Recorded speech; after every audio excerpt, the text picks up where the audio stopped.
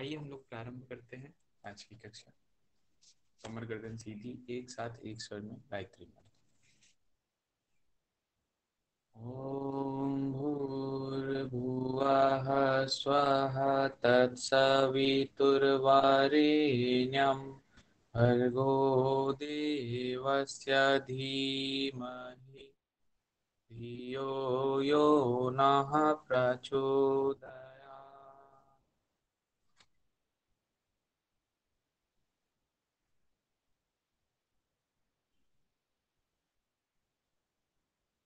आज स्टूडेंट्स काफी कम आए हैं, जबकि आपका बैच का टाइमिंग चेंज किया गया है। कोई प्रॉब्लम हो रहा है क्या किसी को?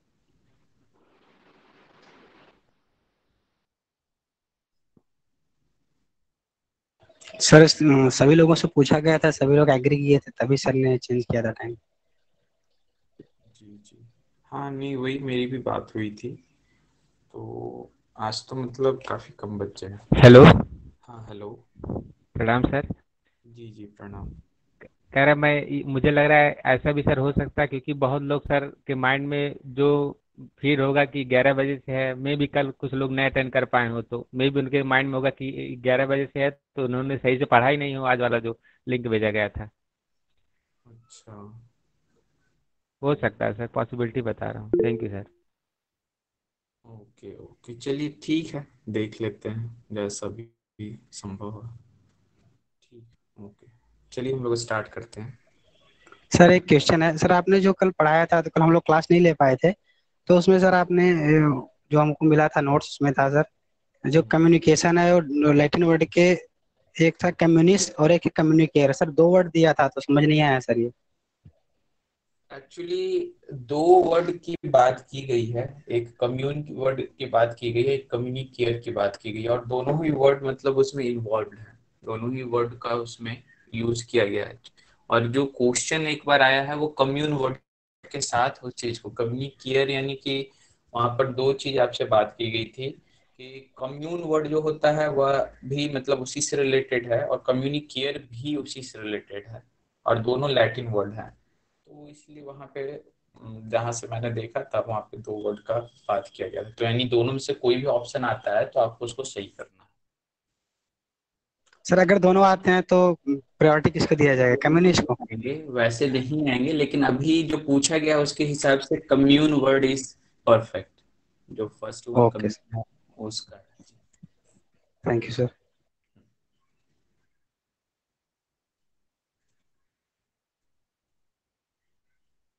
चलिए ठीक है।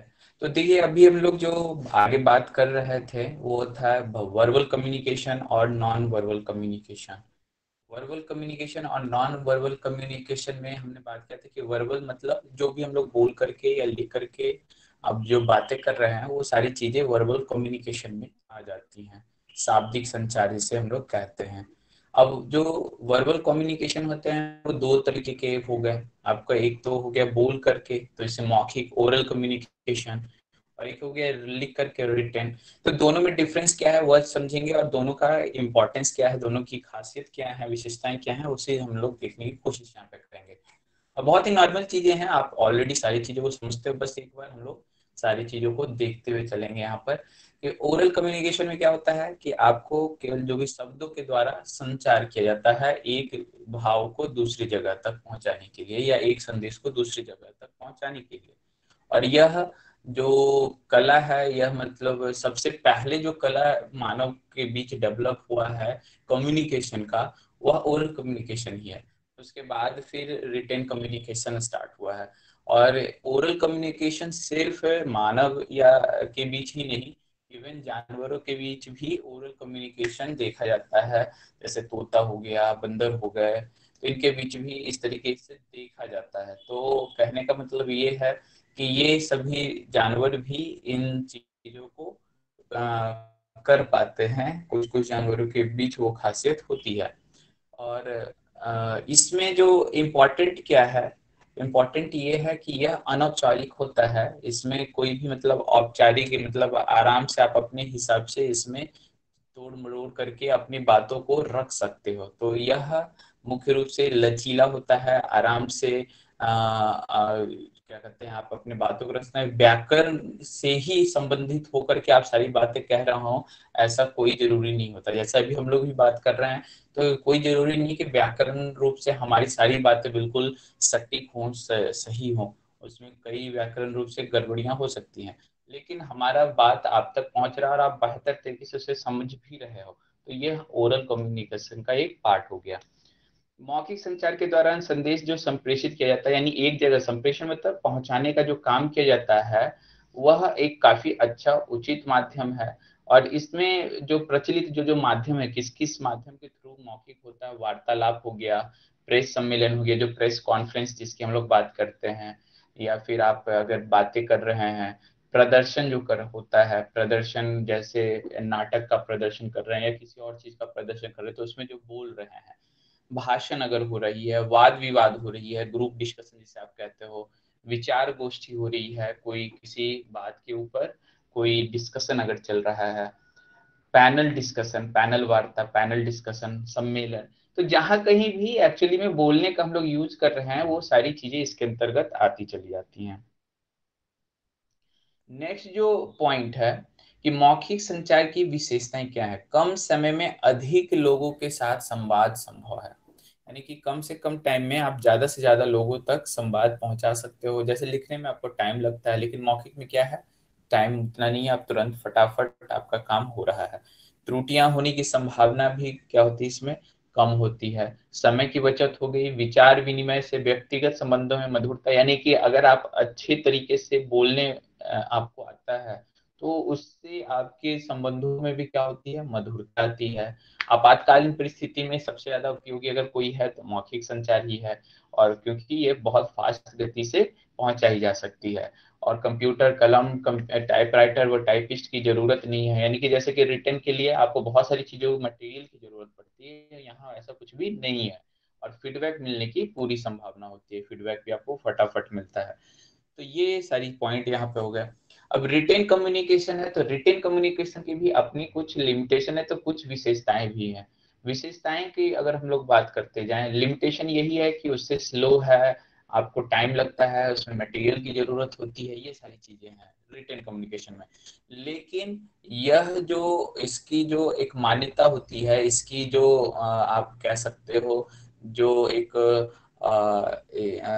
जो इसको प्रेफरेंस दिया जाता है, वह ओरल कम्युनिकेशन के रिस्पेक्ट में ज्यादा दिया जाता है। उसको कारण क्या है रिटन कम्युनिकेशन प्रेफरेंस देने का, तो जैसे आप देख सकते हो जहां पर जैसे कोर्ट हो गया या कहीं पे भी हो गया, तो वहां पर आप क्या बोल रहे हो, इन सब चीजों का कोई मतलब नहीं होता है। जो रिटेन वर्क होता है वही वहां पर ऑथेंटिक माना जाता है। तो यह बहुत इंपॉर्टेंट होता है कि रिटेन कम्युनिकेशन का ये सबसे जो है मजबूत पक्ष है।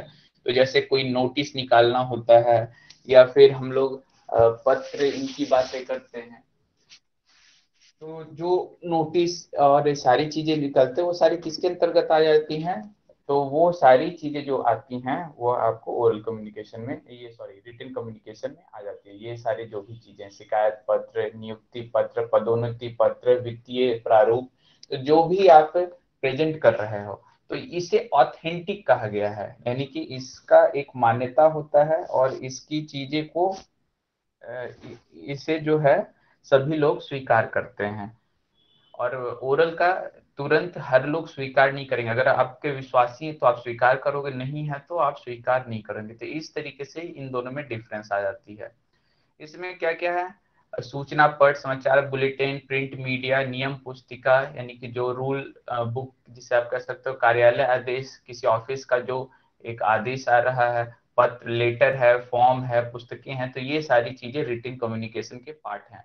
यानी कि इनके माध्यम से आप तक क्या पहुंचाया जा रहा है, संदेश पहुंचाया जा रहा है, आपके साथ कम्युनिकेशन की जा रही है। तो ये यहाँ पर इसका मुख्य डिफरेंस हो गया।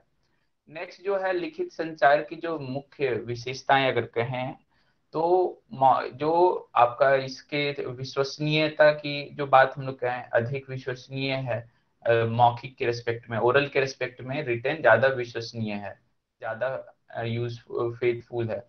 और जो बिलीफ आप इस पे जल्दी करते हो, भविष्य में साक्ष्य और फ्यूचर के लिए अगर आपको कुछ भी रेफरेंस रखना है तो जैसे पुस्तक, ये सारी चीजें क्या है, फ्यूचर रेफरेंस के रूप में यूज होती हैं। या कोई भी चीज को अगर फ्यूचर के लिए आपको रखना है तो ओरली आप नहीं रख सकते हो, आपको उसका किस रूप में देना पड़ता है, रिटर्न के रूप में देते हैं। और जितना ज्यादा बेहतर रिटर्न वर्क होगा उतना अच्छे से वो सारी चीजें आपको आगे बढ़ती हैं। संचारक और प्रापक की एक साथ मौजूदगी जरूरी नहीं है, यानी कि आपने कुछ नोटिस आपको किसी तक पहुंचाना है तो कोई जरूरी नहीं कि हर बार सबको बुलाएं फिर नोटिस दें।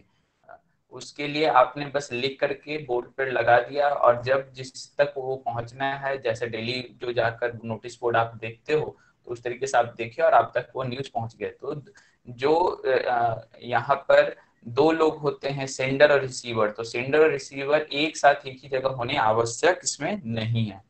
कम लागत में स्पष्ट और विस्तृत जानकारी, बहुत ही लेस अमाउंट में, और सबसे इम्पोर्टेंट है कि स्पष्ट और विस्तृत जानकारी आपको इसके माध्यम से मिल जाती है। और संदेश का जो गोपनीयता होता है 100% होता है, यानी कि आप अगर किसी गोपनीय कोई जिसे आप कहते हैं कॉन्फिडेंशियल वर्क, तो उस तरीके के वर्क के लिए यह सबसे उचित माध्यम कहा जाता है। और ज्ञान को पीढ़ी दर पीढ़ी स्थानांतरण, यानी कि एक जनरेशन से दूसरे जनरेशन तक ज्ञान को, नॉलेज को पहुंचाने के लिए अगर कोई मीडियम सबसे बेस्ट है तो वह रिटेन ही है। इसी के माध्यम से आप पहुंच सकते हैं। जैसे पहले हम लोग सुनते थे कि वेद को श्रुति भी कहा गया है, तो पहले एक शिष्य अपने गुरु से पूरा सुनता था, फिर उस तरीके से वो ट्रांसफर होता था। तो इससे कहा गया ये भी है कि इसका लैग क्या हुआ कि बहुत सारी ऐसी चीजें नहीं हम तक पहुंच पाई जो शायद वो मतलब एक से दूसरे में ट्रांसफर होने से जो छूट गया वो चीजें आगे नहीं बढ़ पाती हैं। तो इससे ज्यादा कहीं बेस्ट तरीका है रिटेन, और रिटेन के माध्यम से कोई भी चीज छूटती नहीं है और नॉलेज का ट्रांसफर आराम से अच्छे से होता है। कमजोर स्मृति के लोगों के लिए काफी लाभकारी है। तो कमजोरी क्या है, ये तो ऐसे सभी लोग के लिए लाभकारी है, लेकिन कमजोर स्मृति वाले के लिए ज्यादा विशेषकर लाभकारी है। आप कोई भी चीज लिख करके याद करते हो तो आपको उसका बेनिफिट ज्यादा मिलता है।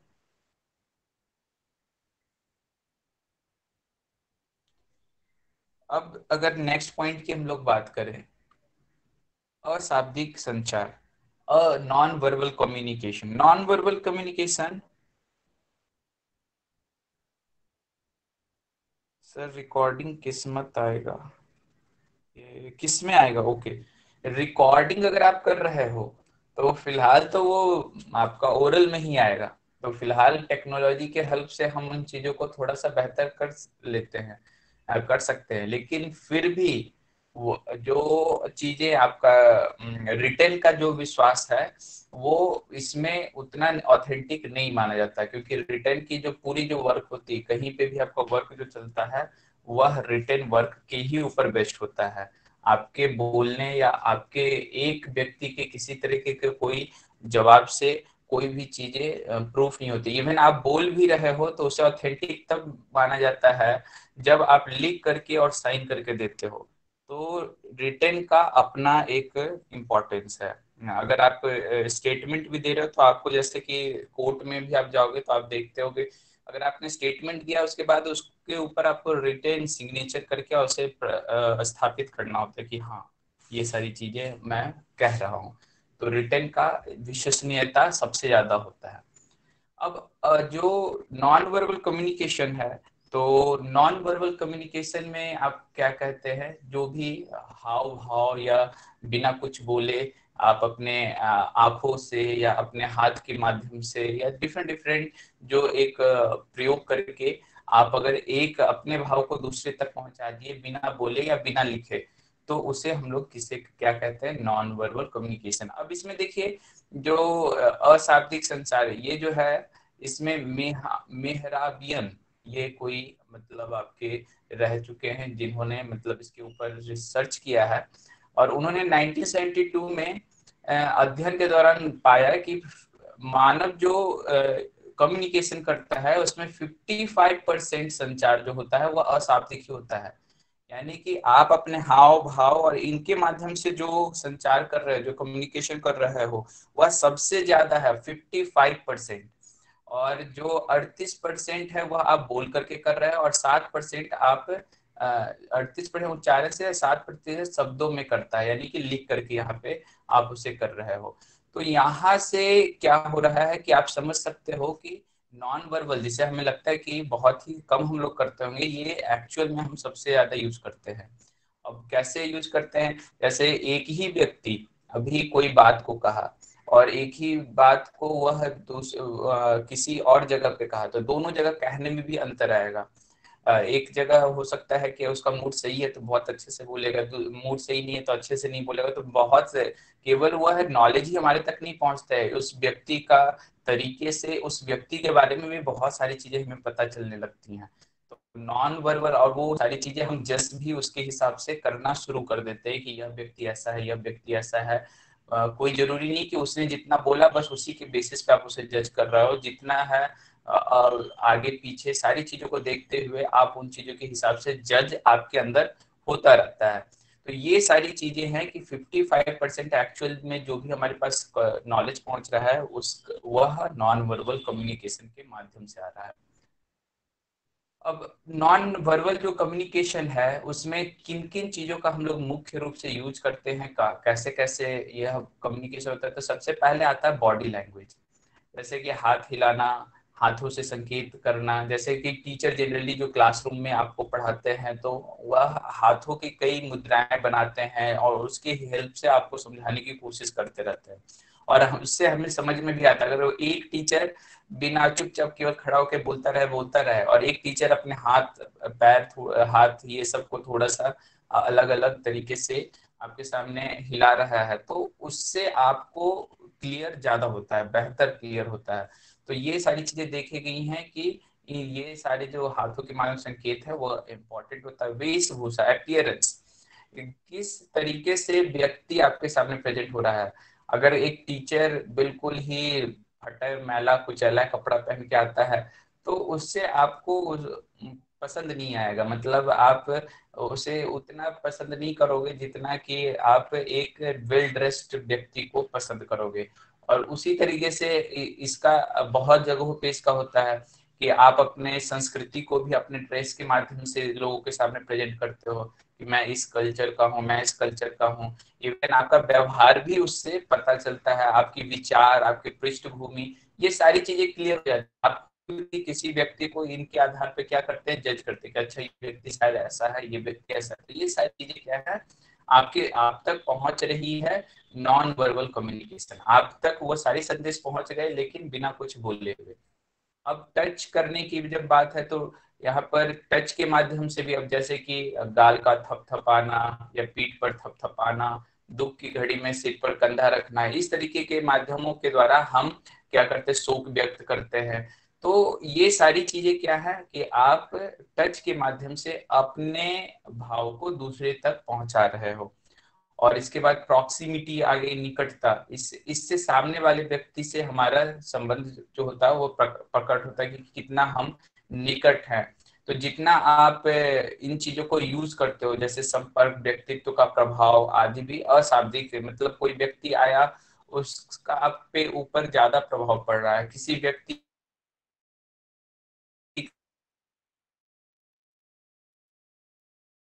का आपके ऊपर कम प्रभाव पड़ रहा है। तो ये सारी चीजें क्या हैं, ये सारी चीजें अपने और साथियों का, उसके अलावा कि दो व्यक्ति दोनों पहली बार मिले लेकिन एक के साथ आपका जो संबंध है वो ज्यादा बेहतर हो जाता है, दूसरे के साथ वैसा नहीं हो पाता है, आती है। सकते हैं या तो वो प्रधानमंत्री का बहुत ही जान पहचान का कोई व्यक्ति होगा, या फिर वह कोई काफी अच्छे दर्जे का व्यक्ति होगा, काफी अच्छे पोस्ट का व्यक्ति होगा, तभी वह प्रधानमंत्री के साथ बैठ पा रहा है। तो ये जो आप संभावनाएं इस तरीके की जो देखते हो स्थल के आधार पर या जो सिचुएशन है उसके आधार पर पे जो आपकी जो सारी संभावनाएं निकल कर आती हैं वह प्रॉक्सिमाइज के अंतर्गत आता है। तो ये इस बात का ध्यान रखिएगा, यानी कि जो घटनाएं घट रही हैं उसके आधार पर आप एक अनुमान जो लगाते हो तो वो जो कहलाता है वो क्या कहलाता है, प्रॉक्सिमाइज। और हैप्टिक्स को हो गया स्पर्श करने के लिए स्पेशल जो नाम दिया गया है, स्पर्श करना और उसके माध्यम से सारी चीजें बातें करना, तो उसके लिए स्पेशल एक स्पेशल नाम जो है स्पर्श का वह है हैप्टिक्स। वो सिर्फ स्पर्श करने के माध्यम से संदेश को हैप्टिक्स कहा गया है, सिर्फ नेत्र के माध्यम से किए गए संदेश को ऑक्यूलेसिक्स कहा गया है। तो ये सारी चीजें आपके माइंड में होनी चाहिए। नेक्स्ट अगर पॉइंट की हम लोग बात करें, ये सारी चीजें किसकी थी? ये सारी चीजें थी हमारे नॉन वर्बल, यानी कि बिना कुछ बोले हम लोग सारे कम्युनिकेशन जो कर रहे हैं। उसी के साथ ऑब्जेक्टिक्स, क्रोनेमाइस, ऑल्फैक्टिक्स और ग्यूस्टोरिक दोनों में नहीं है, लेकिन इसमें भावनाओं का ज्यादा उपयोग होता है। भाव के चीज ज्यादा आप इसके माध्यम से व्यक्त करने की कोशिश करते हो। और वहीं जो हैप्टिक्स हो जाएगा वह भावनाएं भी हो सकती हैं, या फिर उससे रिलेटेड जो आप कोई बेहतर, जैसे कि 3 बार टच किया तो एक नॉलेज आप उस तक पहुंचाना चाहते हैं, तो वो भी हो सकता है। जो चीज हमारा काइनेसिक्स में आता था। तो टच जो है वह सिर्फ भावनाओं से रिलेटेड है, काइनेसिक्स सभी चीजों का रिलेटेड है। किसी भी तरीके का जो लैंग्वेज ज्ञान पहुंचा रहे हो आप, वो काइनेसिक्स में आ जाएगा। और जो हैप्टिक्स है वह काइनेसिक्स का भी मतलब चीज को अपने अंदर ले रहा है और टच के भी चीज को अपने अंदर ले रहा है। यानी कि आप स्पर्श के माध्यम से अगर कोई ज्ञान भी पहुंचा रहे हो तो वो हैप्टिक्स के अंदर आ जाएगा, और स्पर्श के माध्यम से आप अपने भाव भी पहुंचा रहे हो तो वो उसके अंतर्गत आ जाएगा। तो इस तरीके से आप इसमें अंतर समझ सकते हैं। और यहाँ पर क्रोनोमाइस का जो बात किया गया है वह मुख्य रूप से समय से रिलेटेड चीजों के ऊपर बात की गई। कहने का मतलब क्या है कि आप एक एग्जाम्पल ले रहे हैं कि समय की जो बद्धता है या समयबद्ध है, कोई एक कंट्री के लोग ज्यादा समयबद्ध हैं, किसी कंट्री के लोग कम समयबद्ध हैं, तो उसके बीच का जो डिफरेंस है उसके आधार पर आप फिर क्या एक अनुमान लगाना शुरू करते हैं कि यह कभी भी टाइम मिलेगा तो ये बुक्स को पढ़ेंगे, और वो टाइम नहीं मिल रहा है, वो टाइम मिल रहा है तो वो समय बर्बाद कर रहे हैं। तो यहाँ पे समय का बेहतर उपयोग आप वहां पर समझा करके उनकी पर्सनालिटी को जज करने की कोशिश कर रहे हैं। तो ये सारी चीजें जो भी आती हैं वह क्रोनोमाइज में आती है, यानी कि समय के आधार पर आप उसकी पर्सनालिटी, आप उनके उन लोगों को जज करने की क्या कर रहे हैं, कोशिश कर रहे हैं, उनके बारे में एक नॉलेज लेने की कोशिश कर रहे हैं। तो ये सारी चीजें यहाँ पर आती हैं। प्रापक का मतलब जो प्राप्त करता है, यानी जो रिसीवर है। रिसीवर का मतलब जो हो गया वो प्रापक है। सेंडर का मतलब जो हो गया जो भेजने वाला है। तो ये आपका ये दोनों सारी चीजें हैं, प्रापक यानी रिसीवर। ओके, तो अब हम लोग आगे बढ़ते हैं। Classification based on purpose and style, जो उद्देश्य और शैली के आधार पर संचार का वर्गीकरण। तो based on purpose and based on style, इन दोनों के बेसिस पर हम किस तरीके से किसी का संचार का कम्युनिकेशन को डिवाइड कर सकते हैं, तो वह है फॉर्मल और इनफॉर्मल। इसके बारे में आप काफी अच्छे से जानते भी हो। फॉर्मल कम्युनिकेशन किसे कहते हैं और इनफॉर्मल कम्युनिकेशन किसे कहते हैं? फॉर्मल कम्युनिकेशन जो होता है मुख्य रूप से संगठनात्मक, यानी कि जो एक ऑर्गेनाइजेशन होता है उसकी उसको व्यवस्थित करने के लिए, कि ऑर्गेनाइजेशन व्यवस्थित तरीके से एक सिस्टमेटिक तरीके से वर्क कर सके, तो उसके लिए जो कम्युनिकेशन को डिजाइन किया गया है वह क्या कहलाता है? Formal communication. और जो नॉर्मल आप किसी से भी बात कर रहे हो वहां पर आपको कोई रूल नियम इन चीजों को सोचने की जरूरत नहीं है, आप आराम से अपने आधार पे बात कर सकते हो, तो उसे इनफॉर्मल कम्युनिकेशन कहा जाता है। तो इसमें सही भाषा और सही उच्चारण की आवश्यकता होती है, यानी कि हर चीज जो होती है फॉर्मल कम्युनिकेशन में क्या होती है? सिस्टमेटिक होती है। जैसे आप किसी ऑफिस में काम कर रहे हो, किसी स्कूल में टीचिंग कर रहे हो, प्रोफेसर का काम कर रहे हो, तो जब आप स्टूडेंट के बीच होते हो तो वहां पर आपकी जो टोन होती है, आपकी जो लैंग्वेज होती है वह एक फॉर्मल वे में होती है। और जब आप अपने घर परिवार के किसी लोग के बीच बात कर रहे होते हो तो वहां पर आपको उन चीजों का ज्यादा ध्यान नहीं रखना होता है। आप आराम से अपने लहजे में, अपने लोकल लैंग्वेज और अपने तरीके से भावनाओं को व्यक्त कर सकते हैं। तो ये सारी चीजें दोनों में मुख्य रूप से जो डिफरेंस है यही है। और इसमें क्या है, फायदा क्या क्या है इसका फॉर्मल कम्युनिकेशन का? तो सबसे पहले स्मूथ कम्युनिकेशन होता है, यानी कि हो सकता है कि इनफॉर्मल कम्युनिकेशन को आप हर लोग ना समझ पाए, लेकिन जो फॉर्मल कम्युनिकेशन होगा वह हर कोई समझेगा। और फॉर्मल कम्युनिकेशन को पहले से सोचा जाता है, पूरा उस पर एक प्लानिंग होती है, उसके बाद वह गिवन होता है। और इनफॉर्मल में अचानक से कोई भी चीज आराम से आप उसमें बातें करना शुरू कर देते हैं। तो यह स्मूथ कम्युनिकेशन कहलाता है। इसमें पूरी तैयारी के साथ व्यक्ति आता है और अपने मैसेज को पहुंचाने की कोशिश करता है। और दक्षता में वृद्धि, इंक्रीज इन इफिशियंसी, इफिशियंसी में बढ़ोतरी होती है। तो बिल्कुल आप जितना ज्यादा बेहतर फॉर्मल कम्युनिकेशन करना जानते हो, आपको उतना ज्यादा बेहतर पर्सनालिटी माना जाता है इन आवर सोसाइटी हर जगह। तो इसका मतलब है कि जैसे जैसे आप इन चीजों को अपने अंदर उतारते हो, तो आपके अंदर एक वेल ट्रेंड, वेल मेंटेन्ड और सारी भाषाएं आपके अंदर ऑटोमेटिकली डेवलप होने लगती हैं। आपकी बातों से लोग जो प्रभावित होते हैं वो बेहतर तरीके से होने लगते हैं। तो ये सारी चीजें दक्षता में क्या हो गई, वृद्धि होनी शुरू हो गई। अभी आपके पास नॉलेज आपके पास भी उतना ही है, किसी और के टीचर के पास भी उतना ही है, लेकिन टीचर आप में डिफरेंस क्या होगा कि वह उसी नॉलेज को बेहतर तरीके से पहुंचा पा रहा होगा, आप नहीं पहुंचा पाओगे क्योंकि आपकी उसमें दक्षता अभी नहीं आ पाई है। तो ये दक्षता में वृद्धि का मतलब जो हो गया मुख्य रूप से ये हो गया।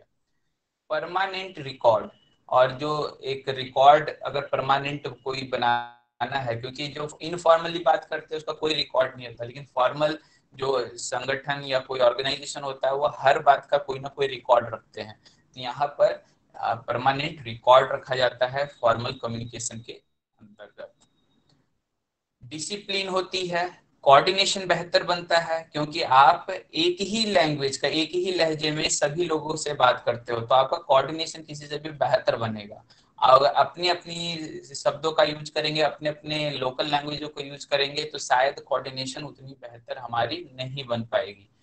क्रेडिबिलिटी अच्छी होती है, विश्वसनीयता इसकी बढ़ी होती है। इसका क्यों? क्योंकि इसमें आपको सारी चीजें पहले से तैयार करके लोग आते हैं और उसके आधार पर सारी चीजों को क्या करते हैं, डिफाइन करते हैं। तो ये सारी चीजें यहाँ पर आपकी होती हैं। नेक्स्ट अगर हम लोग पॉइंट की बात करें, तो सूचना का सामान्य प्रवाह, जो स्मूथ फ्लो ऑफ इंफॉर्मेशन, वह काफी बढ़िया होता है। यानी कि इंफॉर्मेशन को आप एक जगह से दूसरे जगह तक बहुत ही आराम से पहुंचाते हो, और लगातार जो मतलब जो प्रवाह होता है वह काफी अच्छा होता है। इसमें कोई भी चीज बाधा ज्यादा उत्पन्न नहीं होता है इनफॉर्मल के रिस्पेक्ट में, क्योंकि वहां पर अगर आप अच्छे तरीके से बात नहीं कर पा रहे हो, अच्छे तरीके से डिसिप्लिन में नहीं हो, तो वहां पर वो सारी चीज समस्या के रूप में पैदा होता है। लेकिन यहाँ पे आपके अंदर डिसिप्लिन होती है, क्रेडिबिलिटी होती है, कोऑर्डिनेशन होता है, तो इसके कारण जो फ्लो ऑफ इंफॉर्मेशन होता है वो काफी ज्यादा स्मूथ हो जाता है। तो इन सारी चीजों के ऊपर समझते हुए हम लोग आगे बढ़ते हैं। अब हम लोग आ रहे हैं इनफॉर्मल कम्युनिकेशन के ऊपर। इनफॉर्मल कम्युनिकेशन किसे कहेंगे? आपके सामने प्रेजेंट हो रहा है क्या जो मैं प्रेजेंट कर रहा हूँ? यस यस सर, हो सर। रहा है। जी सर। ठीक। तो नेक्स्ट जो पॉइंट पे हम लोग आ रहे हैं वह है अनौपचारिक संचार, इनफॉर्मल कम्युनिकेशन। तो यहाँ पर जो अनौपचारिक इनफॉर्मल जो होता है उसमें हाव भाव, इसके माध्यम से आप जो भी बातें करते हो वो सारी चीजें इसके माध्यम से आप बताने की कोशिश करते हो।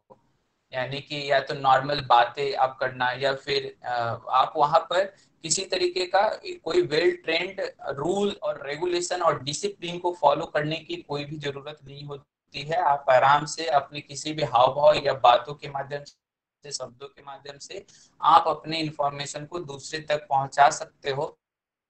तो उसे इंफॉर्मेशन इनफॉर्मल कम्युनिकेशन कहा गया है। और इसमें लेकिन क्या है कि कई तरह की जो प्रॉब्लम है ये इंटरपर्सनल है। ये इसका इंटरपर्सनल का मतलब क्या है कि एक व्यक्ति दूसरे व्यक्ति से बात कर रहा है, समाज में जैसी आवश्यकता उसके हिसाब से बात कर रहा है। बॉडीली मूवमेंट्स, इसमें बॉडीली मूवमेंट्स जो होते हैं आमने सामने काफी ज्यादा, मतलब बॉडीली मूवमेंट्स आप इसमें करते हो। तो यह मुख्य रूप से परिवार या जान पहचान या नॉर्मल लोगों के बीच में आप इस तरीके से बातें करते हो। इसमें जो एक स्पेशल टाइप इसमें बताया गया है ग्रेप वाइन, ये जो क्वेश्चन आया हुआ है नेट में आपका ऑलरेडी, और इसे कहा गया है ग्रेप वाइन। ग्रेप वाइन जो होता है हमारा, ये एक इस प्रकार का कम्युनिकेशन है, और जिसे इनफॉर्मल मतलब ग्रेप वाइन जो आता है वह इनफॉर्मल कम्युनिकेशन के तरीके से हो सकते हैं। अगर ऊपर से नीचे आ रहा है तो भी वो वर्टिकल होगा, नीचे से ऊपर जा रहा है तो भी वो वर्टिकल होगा। तो ये हमारा वर्टिकल कम्युनिकेशन होता है। और हॉरिजेंटल कम्युनिकेशन जो होता है वह होता है अपने स्तर वालों में बात करना, यानी कि एक टीचर दूसरे टीचर तक मैसेज पहुंचा रहा है, या फिर एक जो आपका किरानी है जिसे आप क्लर्क कहते हो, वह दूसरे क्लर्क तक अपने मैसेज को पहुंचा रहा है। तो इस तरीके से अगर मैसेज पहुंच रहा है अपने लेवल पे तो उसे हॉरिजॉन्टल कम्युनिकेशन कहा गया है, यानी कि सेम लेवल वाले लोगों तक एक दूसरे की हेल्प से कम्युनिकेशन की जा रही है। तो दो, और ये सारे कम्युनिकेशन एक्चुअली में औपचारिक और अनौपचारिक दोनों ही हो सकते हैं। अगर आपको ऑर्गेनाइजेशन लेवल पे काम चल रहा है तो औपचारिक हो जाएगा, और अगर नॉर्मल बातें चल रही हैं तो अनौपचारिक हो जाएगा। और डायनामिकेशन जो है वो कैसे होता है कि सबसे हाईएस्ट वाले ने सबसे लोएस्ट वाले को डायरेक्ट बात की और उस तक कम्युनिकेशन, उससे बात की, उस तक बात पहुंचाया। तो अगर इस तरीके से अगर कोई प्रोसेस चल रहा है जिसमें कि आपको हायरार्की का ध्यान नहीं रख करके नॉर्मल सबसे ऊपर वाला तीसरे या चौथे या सबसे नीचे वाले से को तक डायरेक्ट मैसेज पहुंचा रहा है, तो उसे हम लोग कहते हैं डायगोनल कम्युनिकेशन। तो ये मुख्यतः हायरार्की के बेस पर तीन तरीके के कम्युनिकेशन की बात की गई है।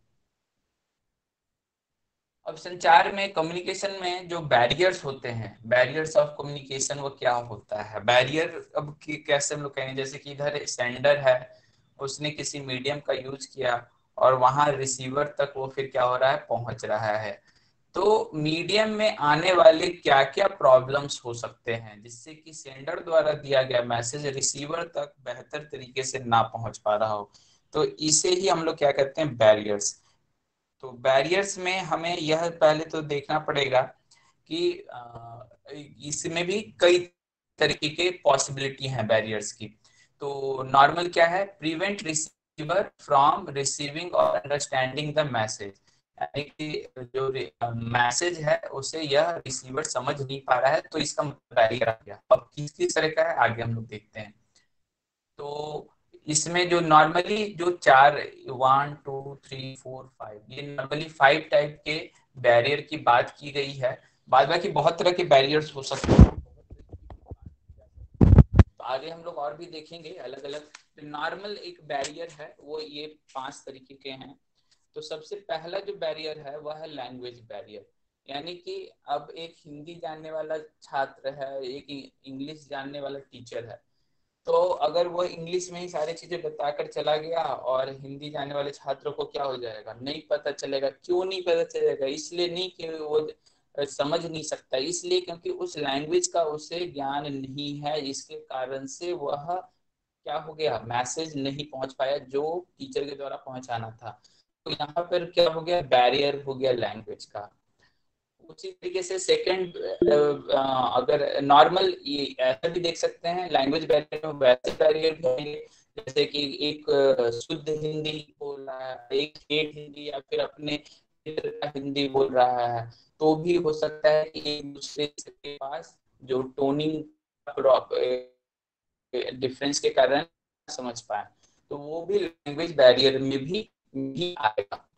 उसके बाद फिर इमोशनल या फिर साइकोलॉजिकल बैरियर। इमोशनल या साइकोलॉजिकल बैरियर जो होता है वो मुख्य रूप से किसकी बात करता है, कहने का मतलब यहाँ पर यह होता है कि जैसे स्टूडेंट जो है वह पढ़ने के लिए बैठा, लेकिन उससे या तो कहीं और उसका माइंड है, या गेम पर माइंड है, या किसी और चीज पर माइंड है, और क्लास में तो वो बैठा हुआ है लेकिन उसका माइंड वहां पर नहीं है, वो कहीं और है। तो यह क्या हो गया, एक barrier, psychological barrier, emotional barrier के अंतर्गत ये सारे बैरियर आएंगे कि उसका मन वहां पर नहीं है, तो इससे वो उसके पास जो टीचर के द्वारा बताया गया जो भी नॉलेज होगा वह सही से पहुंच नहीं पाएगा। तो इसे कहते हैं इमोशनल या साइकोलॉजिकल बैरियर।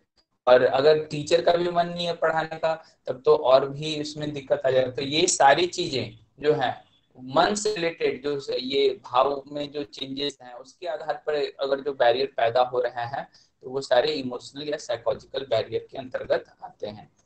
फिजिकल बैरियर की अगर हम लोग बात करें तो जैसे अभी हम लोग स्टडी कर रहे हैं, यहाँ से मैं बोल रहा हूँ आप तक पहुंच रहा है, तो यहाँ पे फिजिकल क्या है जिसके हेल्प से आप तक पहुंच रहा है, तो वह है एक इंटरनेट। इंटरनेट जो है वह अच्छा होना बहुत ही जरूरी है।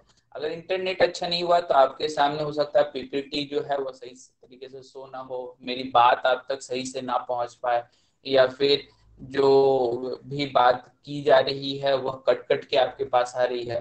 तो जो आपको एक पूरा समझ होना चाहिए था वह पूरा समझ उस हिसाब से नहीं बन पाएगा, जो कि एक परफेक्शन जिसे कहा जा सके। तो इसे हम लोग क्या किसके अंतर्गत में रखते हैं, फिजिकल के अंतर्गत में रखते हैं।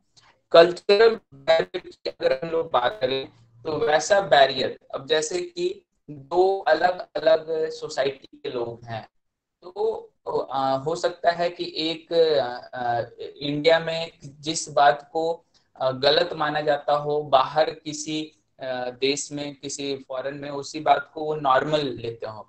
तो वही बात अगर वो आकर यहाँ पर कहेगा तो उसे आप क्या मानोगे, गलत मानोगे, जबकि वह गलत नहीं है, वह उसके लिए नॉर्मल है लेकिन आपके लिए नॉर्मल नहीं है। तो इसे किस तरीके का बैरियर आप कहोगे, कल्चरल बैरियर। तो इससे ये बैरियर क्या हो गया, कल्चरल बैरियर। सिमेंटिक बैरियर की अगर हम लोग बात करें तो सिमेंटिक बैरियर का मतलब होता है कि जो रियल नॉलेज है वह नहीं पहुंच पाना, यानी कि जो अंडरस्टैंडिंग प्रॉब्लम है, आप कह सकते हो बेसिकली क्या है, अंडरस्टैंडिंग प्रॉब्लम।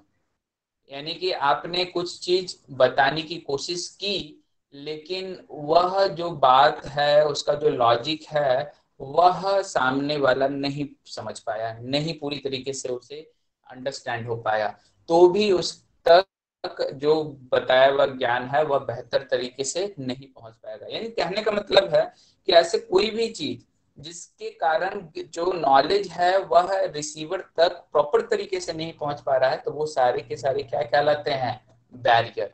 और वो बैरियर इन पार्ट्स में बांटे जा सकते हैं, इस तरीके से जो अलग अलग टाइप के हैं वो अलग अलग बैरियर में वो चले आएंगे। तो